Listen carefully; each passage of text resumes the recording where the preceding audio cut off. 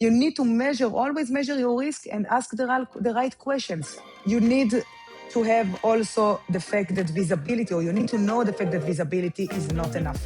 Visibility without remediation is just not enough.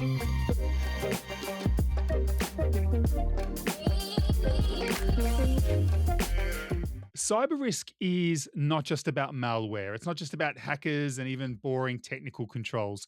For many organizations, the real exposure sits somewhere much more ordinary. It's in misconfigured systems, it's in slow remediation, sometimes fragmented ownership. And it's about the fact that, quite simply, our internal teams most often don't work as fast as the adversary. Today, I'm joined by Tal Kollender. She's a former military cyber specialist who went on to architect security for global enterprises at Dell EMC before finding her own company called Remedio. Now, she's been doing work for some fantastically impressive companies, including Amazon, Coca-Cola, Kraft Heinz, and she works at that really interesting intersection between cybersecurity, operational resilience, and geopolitical risk. And today we're going to be unpacking some of the topics that really matter. Tal, welcome to the International Risk Podcast. Thank you so much for having me, Dominic. I'm excited about our questions today. And I think, if we start quite broadly, it's really difficult to open the news. Whether you just want to read about the World Cup or check the weather or check on your stocks, it's impossible not to see. I mean, certainly for the last 4 months, it's impossible not to see that there's been another breach of the peace agreement or the ceasefire between Israel and America and Iran, or to see tensions ongoing and a huge humanitarian crisis in Sudan, the ongoing war between Russia's illegal invasion of Ukraine, and of course this week, NATO's been meeting in Turkey. And geopolitical risk, I think that's something that we're all starting to realize. It's not just something that happens over there or far away or in other countries. It reaches our own countries and it reaches into our own companies. It reaches into our own networks, our own suppliers, our cloud systems. It helps us determine whether we use the cloud and what countries we base our systems in. If we start quite broadly, just looking at these huge issues that are happening every single day, how should business leaders be thinking differently about geopolitical risk when they're considering the impact on their cyber exposure? There is a difference between, I would say, like a nation state hackers or, like attackers, than a kind of a criminal. And you see it because a criminal or a regular hacker probably will chase you to get more money. But a state actor, they actually want your functionality. They want way more than just, encrypting your data and then, you need to pay me in order to get it back. The state attackers or eventually hackers, they want to control the infrastructure, to destroy your ability to operate or to do something actually during a conflict. And maybe there are many things that you see on the news, but there are so many things that you don't see that happens every minute. That's really relevant. There is so much. And it amazes me that even in an environment where in Europe right now, there's been 200 hybrid attacks that have been linked to Russia. Now, this isn't maybes. These are ones that governments are quite confident to put their hand on the chest, go out to the media, go out to the public and say, this hybrid attack was caused by Russia. So there's been so many more that have occurred that we're not able to say publicly can be attributable to a foreign state adversary. And I think at that time when so many companies are still treating cybersecurity as a technical function, it's those geeky or those dorky IT people wearing hoodies in the basement. But at what point should boards be treating this as a cyber activity that really is a strategic risk issue, where it stops becoming an IT problem and becomes a board level geopolitical risk? How do we balance where that sits and who should be looking at it? Today with the AI, everything is like, maybe we need less people in order to enable more functionality and to spend more on tokens and to kind of eliminate people, but to save more money. It is always a conflict. There is a problem. We are fighting the 2026 war with sometimes around, 2010 maybe mindset. The boards, they just believe that they are being targeted by genius hackers with, I don't know, like magic exploits. And the reality is actually like that the nation state aren't really breaking in. They are walking to the same path that you've been told 100 times that is closed, but it's open.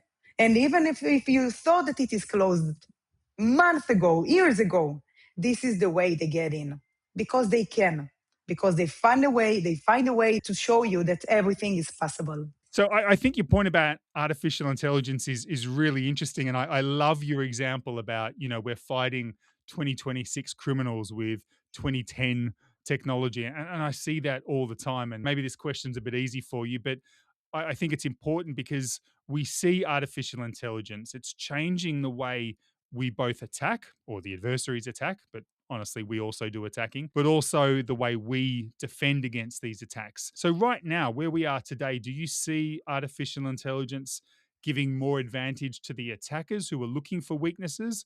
And we've seen, things like Fable from Claude or Anthropic. Or do you think defenders have better defenses with artificial intelligence? Who's got the upper hand today? AI becomes very popular, for defenders, but also very popular for attackers. You can do with AI so many things that today you don't need to be a super expert into, like hacking and know some techniques. And let me tell you something that might surprise the audience here. Microsoft or other big vendors, they got, from Anthropic, a big list of things that they found. Now, they need to fix it. And they need to fix it without breaking other things. It's very hard. But on top of that, even in our company, in Remedio, we are also finding some 0 days or, I would say like unknown bugs, right? Like the thing that you cannot really fix very, very easily or very fast and you haven't heard about. We already submitted a few 0 days to big vendors, including Microsoft. And there is a period of time that if they are not going to address it, we can show the world what is it that we found. Now, the reason why it is very important to understand it is today there is a waiting list, a very long waiting list for everything that is 0 day within the big vendors because they just got such a big list from Anthropic. And they are trying to address them all. And I can tell you that they are in an overflow, like they have like overload of 0 days or again, like very critical bugs that it will take them a lot of time to address. I believe that it's a matter of time with the 2010 mindset, again, like, and with the current solutions that are only give you the visibility instead of fixing it. And that is a big problem. So not only that we find 0 days, we fix them. Not only that we find what others or we fix what others can only find. But again, the concept and the mentality must change. Today, attackers, they just rely on the fact that you just see things, just add them to your huge backlog and do nothing with them. And that's unfortunately the mindset that every organization is having today, and they need to change it ASAP. So, what should businesses around the world, big and small, be doing? We've all heard that, there's a select group of companies that have been given information from Anthropic and companies like yours that have helped them identify where these patches and remediations need to occur. But as you said, this is going to take weeks, months, and for some cases, maybe even longer. So, what should all of us do as consumers and business owners and business leaders? What should we be doing? Should we just be waiting and hoping, or are there things that we should be doing in the interim? The mindset must change to be more proactive rather than reactive or rather than detection only mode. Because when you just get the data without dealing with the data, without dealing with the risk, and just having more and more and more risk, and that becomes a huge problem, then you need to understand that you need to wake up and react and be proactive with the current threat actors, but also the current 0 days and the current exploits. And if you can fix things at scale without breaking stuff, even if sometimes things might be broken, like at least you need to react fast. And that's really important. Like it's a huge mindset that I do see some of the organizations that are having it right now, obviously, like it's our customers, but again, it needs to be more common. People need to understand that they need to change the ability only to see this is wrong, this is wrong, this is wrong, and to get a lot of very nice PDFs and reports, you need to do something with it instead of just, pretending, yeah, now I have this amount of vulnerabilities, now I have this amount of misconfigurations. That's great, but what's next? But is there anything that, we all use Microsoft, we all use different Apple products, we all use the telco providers like Ericsson and Huawei and all the others. While they're going through the process of fixing these identified gaps and these vulnerabilities, is there anything that companies can be doing in the meantime? Or do we just have to wait and hope that everything is fixed before the hackers get a hold of the same information? So hope is not a strategy, right? Yeah. I want to hope, that so many things will happen, but unfortunately, it's not enough. We need to actually do things. And if we really want to, even to connect this to the economic impact, so today, the majority of the things is mainly done manually. Now you want to save money and you want to do things again fast. And today you have maybe machine speed detection. But now in order to trying to deal with it, you need to do a machine speed remediation. That's the only answer. And you need obviously to be proactive and not waiting for Microsoft to release another 0 day or Adobe to come with another version or Google to release every week another version for the Google Chrome browser or whatever it is. At the end of the day, you need to be proactive. You need to work on the important things first, prioritize them, but fix, fix, fix, fix. You need the fix first mentality. That's what you need to do.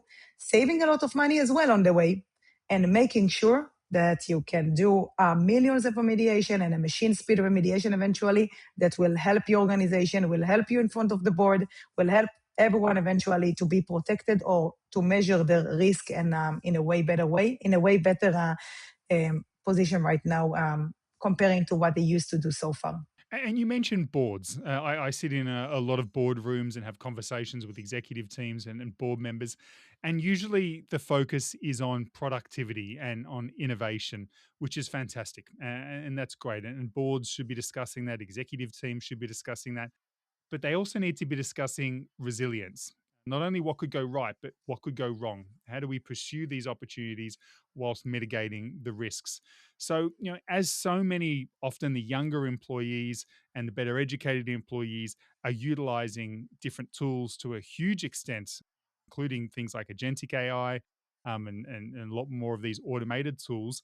What are some of the things that executive teams and boards should be asking about AI risk as many of their employees and business units are racing forward, but perhaps not considering some of the risks? Let me give you another angle. We still don't have robots to do everything for us, and even AI can be very risky if you don't really control it. I mean, you can develop so many agents that they can actually destroy you rather than only help you.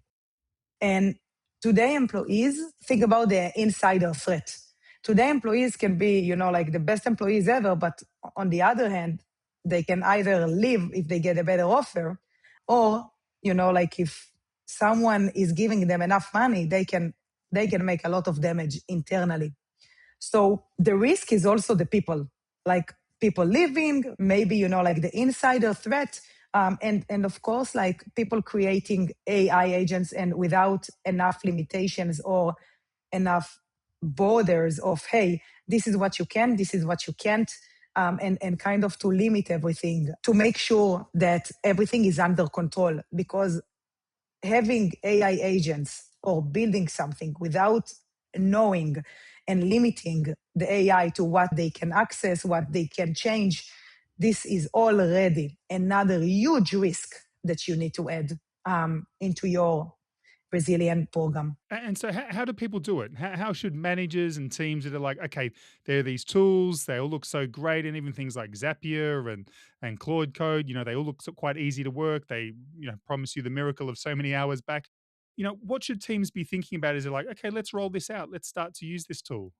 Every tool you need eventually like to make sure that you are 10 times yourself, okay? Like you need, today with AI, they can measure and they can make you way more efficient, okay? Now, having said that, you need also to know that if you use some, let's say, co-work, okay, on Claude, it can kind of work for you. But now there is also another thing that's even more scarier or maybe the same level. But Claude, sometimes they are waiting for your input. And now the latest version or something like that, they just added, they are not waiting for the user to prompt anything. So if you are not entering an answer or you are not putting something like as an input that they request, then it says, oh, now I'm going to decide and to answer instead of you, because I didn't see any answer came from a real human being. And that's really scary. Like sometimes it can be the best answers that they can bring, but on the other hand, I mean, this can destroy you. I mean, if they take like the wrong decision or if they do something that you don't control. And there is always the ups and downs. This is why I do believe that you must have a great AI ops in your environment, someone who actually builds things for internally, okay, like to make sure that we are working 10 times better. But on the other hand, you are not doing things that put the company at risk. So that's another thing, but super important. And I encourage everybody to have some AI ops to control the license, to see exactly what people are using, to see how much tokens they use, but more importantly, to see what they really let the cloud do for them or any kind of AI.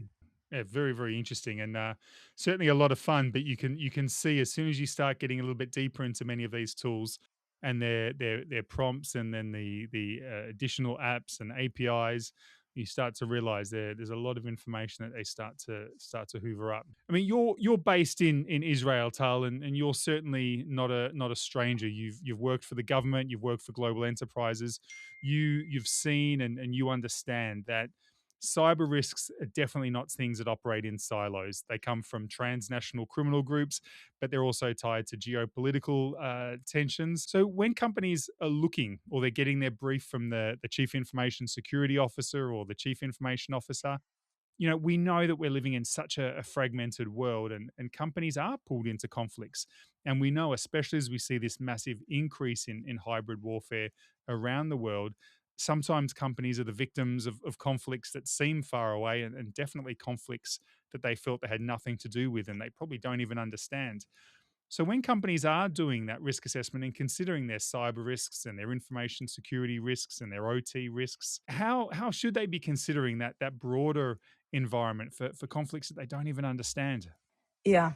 I believe it's not about a question of are we secure? It's about how much time does it take to close known open doors? How much time does it take to close, the main configuration issues? And the approach needs to be changed, because you will always be at risk, okay? There is no zero risk, ever. Even if you are closed environment, air-gapped environment, does not have even access to the internet. You need to always measure your risk and ask the right questions. You need to have also the fact that visibility, or you need to know the fact that visibility is not enough.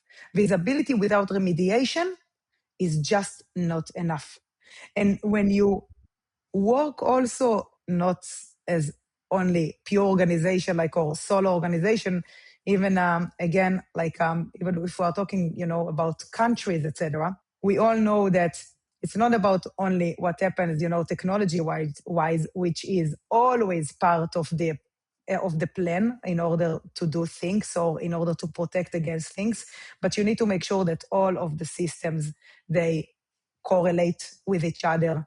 You know exactly what system A is going to do with system B, and what is eventually when something doesn't work, what will be the next thing that you are going to do. Even again, CIOs, CTOs, and CISOs, like chief technology, chief information security officers, they all need to live in a risk management space. But again, not only that they will get reports of what is wrong and how secure are we, and show me what can I do in order to fix it, and in how much time. Because again, getting more and more data about what is wrong is just not enough these days. Yeah, unquestionably. And Tal, I'll just take a moment to remind our listeners that if you prefer to watch your podcasts, the International Risk Podcast is always available on YouTube. So please do go to YouTube and search for the International Risk Podcast. And if you like our content, think about if a friend or a colleague might be interested in this episode, and please do share it with them. Doing that and liking and subscribing to our content really is so important for our success and reaching new listeners. Now, Tal, for many executives, resilience and responding to crisis is more of a static event. It's about how quickly we can get back to business operations after there has been an event.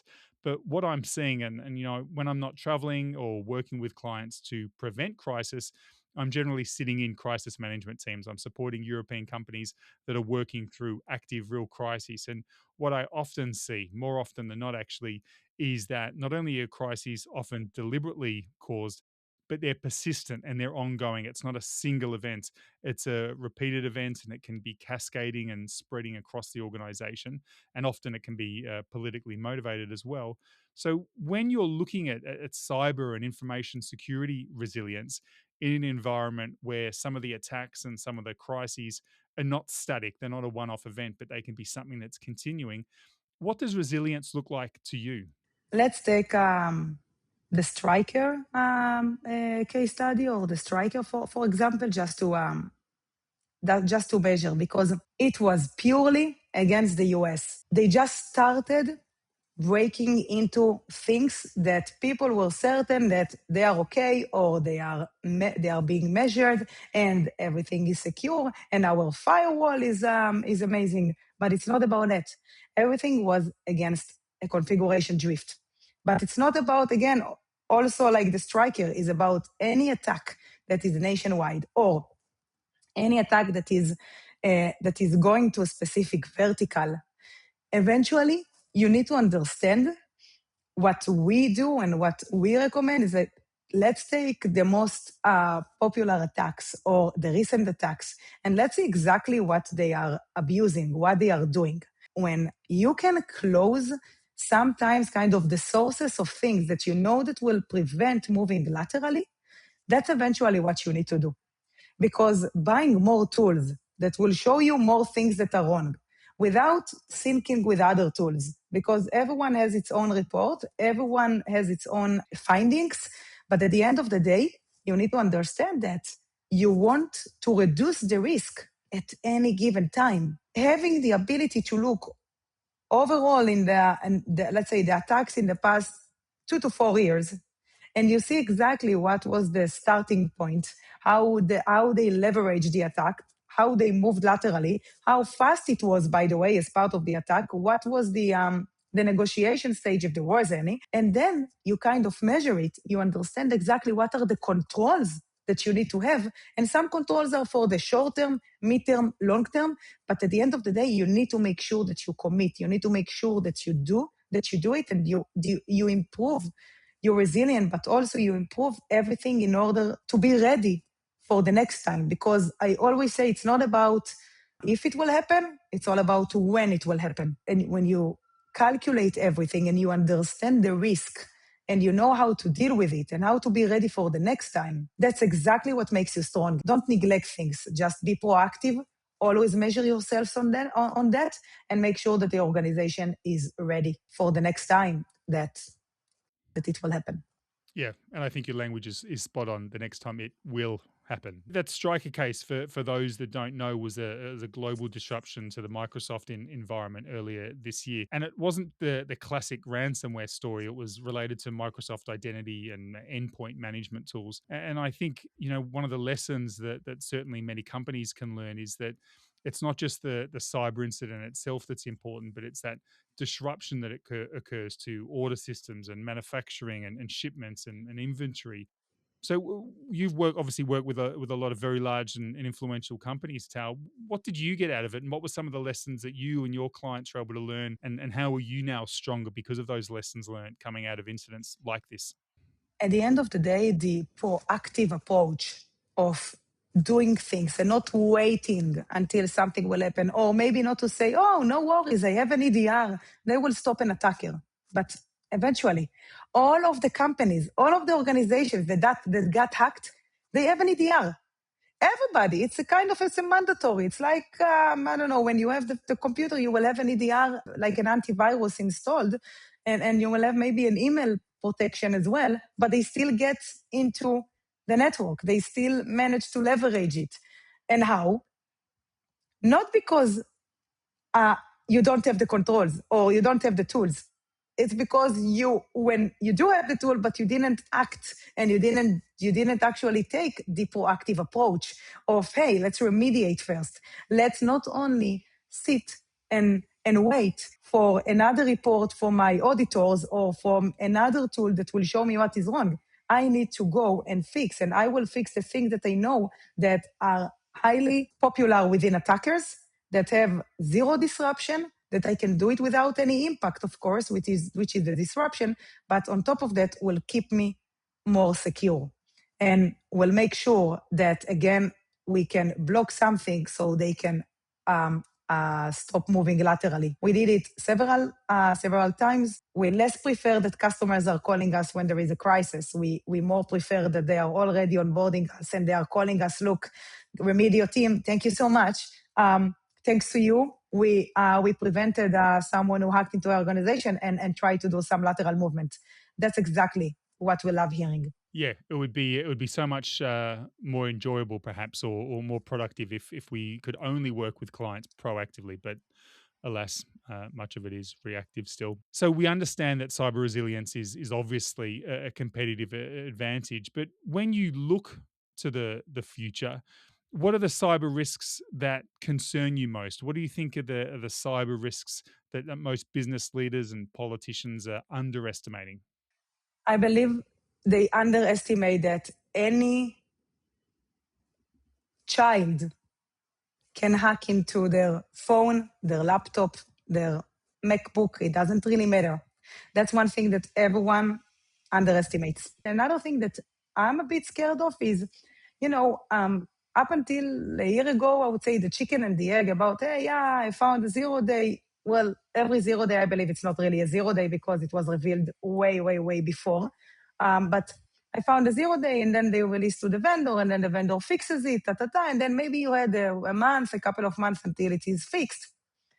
I believe that the massive amount of revealing security holes, configuration drifts, and new things all the time, they are making the vendors a hard time to close them on time, and it's only the beginning. Think about how many organizations, they still don't have the most advanced operating systems. Some of them, they still have OT environments. They still have mainframe. They still have things that they cannot really secure or cannot really patch. That makes it way more difficult. And I believe that time doesn't do any justice to those organizations, and they are even more behind the new threats, the new vulnerabilities, the new AI is definitely the next evolution, and it brings a lot of good things, mainly the AI, of course, but it brings also together like many bad things that people are not even aware of the level of how advanced it is and how fast it evolves. That very soon, it will. It can be actually not only your friend, but it can be very easy your enemy. Now, Tal, we speak about a lot of risks on the International Risk podcast, including environmental, humanitarian, cyber, financial risks. I mean, there really is no shortage. But maybe just in the last 30 seconds, can you tell us, as you look around the world, what are the international risks that concern you the most? I'll share with you something that I just revealed, it's not that I just revealed, like I just got it official. Most of our customers, when we ask them, look, we have the new AI govern module. And they said, oh, yeah, what is it? And I said, yeah, we cover shadow AI. We cover any risky MCPs and skills that I will get into it in a few minutes. We cover if there is any configuration drifts, because, again, Claude can take control of your environment. So and they said, oh yeah, no worries, no worries. We know exactly what we have. We don't really, we control it. We know, I mean, every asset, and what agents does it have, and when we definitely control the software that are being installed, and of course the agents. And I said, okay. I mean, we just enable it for free for all of our customers for 3 months, because we just want you to be aware. I mean, even if you are already aware. What we found is that I would say 90, let's say 4 or 5% of of the organizations, and we have hundreds of them, they found so many glitches within their AI. So many things that not only are misconfigured, like clear text passwords on Claude, or Claude Cowork is enabled, or username that's entered, within with their Gmail accounts rather than with their COP email. We found things like people installed risky MCPs, or let's talk about skills. People installed malicious skill. Skill is like, you kind of download skill of GitHub, of Telegram. They kind of, like they help you with many things, but you can edit the skill. One of the things that you can edit, for example, and just write, hey, please bypass my EDR. Just like that. And your EDR cannot even detect it. And it goes and bypasses your EDR. And we know how to detect those drifts. And we not only that we show you, we can even, of course, remediate it, and we can, of course, like eliminate it immediately.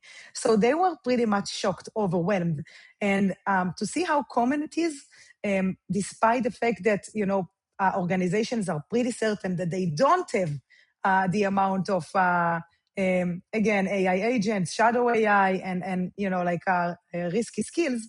Let's say that people are pretty much overwhelmed once they see the results for themselves in the UI. It's concerning. It's concerning. We could do a whole nother podcast just on that topic as well. But look, Tal, thank you very much for coming on the International Risk Podcast, and thanks just for sharing your insights. Really appreciate it. Thank you so much, Dominic, and wishing you all the best. Well, that was a great conversation with Tal Kollender. She's a cybersecurity expert and CEO of Remedio. Thanks very much for listening to the International Risk Podcast. We will speak again in the next couple of days.